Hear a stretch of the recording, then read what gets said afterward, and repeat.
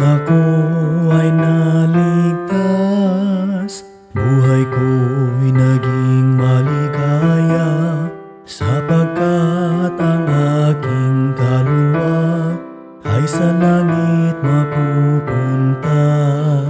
At nang pagsubok ay dumating, kay Kristo ako'y lumapit, dahil siya'y aking kanlungan. Sa bagyong nararanasan, siya ang ating patnubay at ang ating gabay.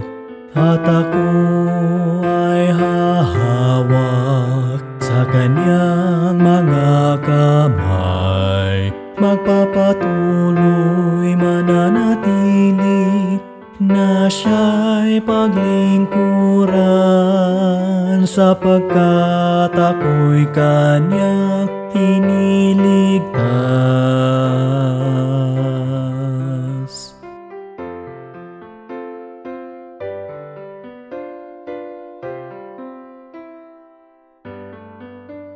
Minsan ay ating naiisip sa ating mga gawa ay wala itong kabuluhan, dahil di nagbubunga.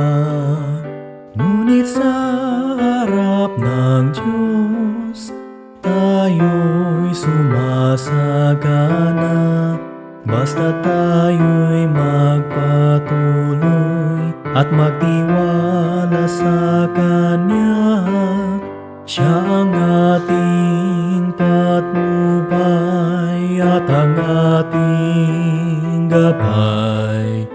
At ako ay hahawak sa Kanyang mga kamay, magpapatuloy mananatili na siya'y paglingkuran, sapagkat ako'y kanyang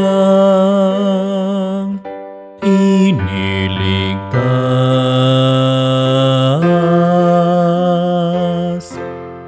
Magpatuloy ka.